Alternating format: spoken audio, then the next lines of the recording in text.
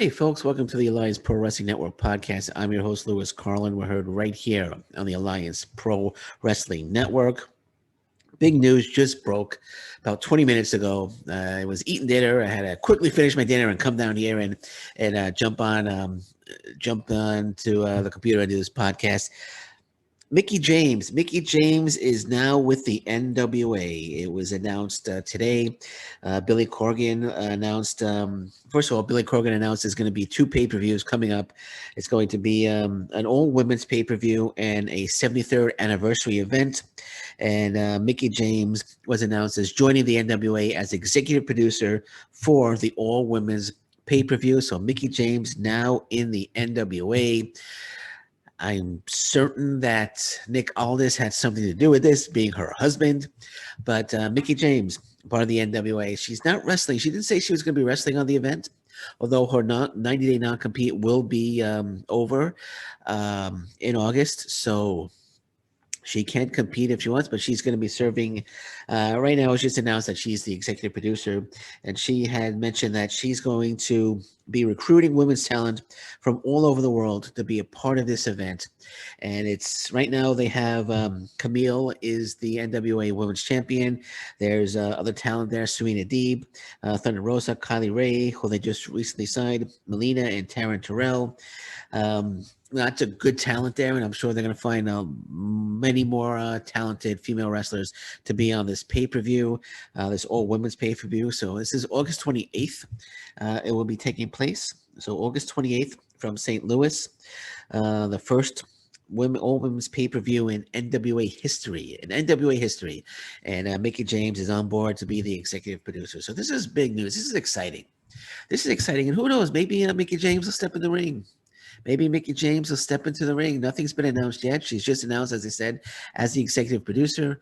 But who knows? Maybe she'll step in the ring, and maybe we'll see her one-on-one against, I don't know, maybe Kylie Ray. I was going to say Thunder Rosa, but I think the main event of this show is going to be Camille defending the NWA title against Thunder Rosa.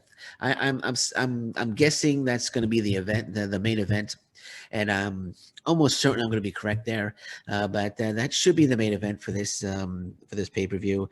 Again, Camille defending the NWA Championship against Thunder Rosa. That would be a terrific main event. They've had some terrific matches. And I think that's probably the top match that they have right now. And I'd be very surprised if that wasn't the main event on that pay-per-view on August 28th. But Nick Aldis, I'm sure he played a hand in getting Mickie James into the NWA. And it's exciting times though. Billy Corgan's not messing around. He's not messing around. He just went out and got Mickie James, and we all know how talented Mickie James is. She's been around she's a veteran in professional wrestling, and good get there. Good acquisition by Billy Corgan. And I mentioned that in a few podcasts ago that he's interested in Braun Strowman, and I suggested, well, maybe not suggested, but I thought, well, maybe it was a what if scenario. What if he dips into his Smashing Pumpkins money and gets Braun Strowman? Well, maybe, he's going to be dipping into that Smashing Pumpkin money to bring in some top talent. And he seems like he's getting serious, Billy Corgan. This is a big acquisition. This is a big acquisition, and it really makes the women's division totally legitimate. I tried to say legitimate sizes, but I think I screwed that up. I apologize. But it makes it totally legitimate. It makes it was legitimate already, but this bringing in Mickie James really bolsters up the NWA women's division. It doesn't say she's going to be doing anything else after being executive producer for this event, but I'm sure maybe this is all that they're able to announce right now because of the 90-day non-compete. And once that's over, I think it's July 14th is when the non-compete ends for Mickie James. And then once that non-compete ends, maybe they can announce more maybe they can have some more details on what else she might be doing on this event. But big news for the NWA. Great get. Once again, Mickie James joining the NWA as executive producer for their first ever, for the NWA's first time in history, all women's pay per view. And that should be an exciting event. All right, and one other thing I want to touch on: Aleister Black, or I should say Tommy End, formerly known as Aleister Black. He listed a group of wrestlers that he wants to face outside of the WWE. He was on Renee Paquette's Oral Sessions podcast, which was released today, and he mentioned that he would want to get into the ring with Moose, Sammy Callahan, John Moxley, Kenny Omega, Christopher Daniels, Jungle Boy, Brian Cage, Brody King, and Yuji Nagata.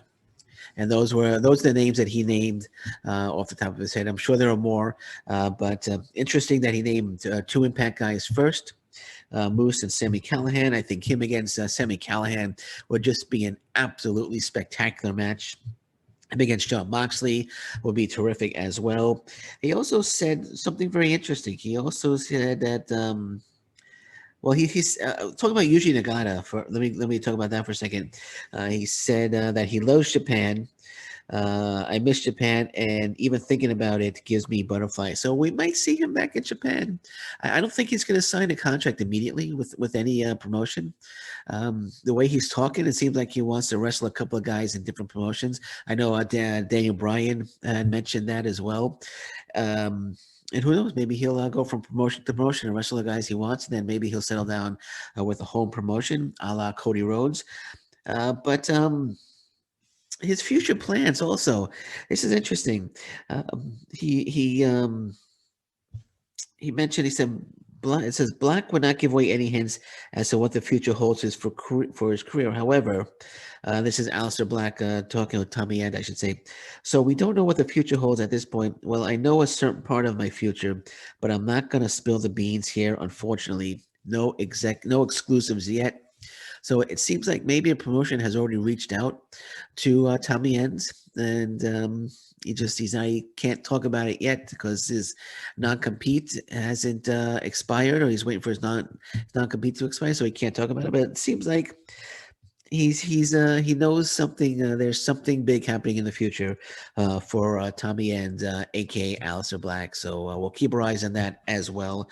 But he's got a nice little list of people he wants to get in the ring with, and again, I find it interesting that two of the top guys are Impact wrestlers, Impact Wrestling talent, and who knows, is he going to sign with Impact Wrestling eventually? You never know. You never know. Personally, I think he's going to be going to AEW, maybe New Japan, before he would sign with Impact Wrestling. But hey, only Tommy End knows what Tommy End's going to do. And on that note, I want to say thank you very much for listening to me today.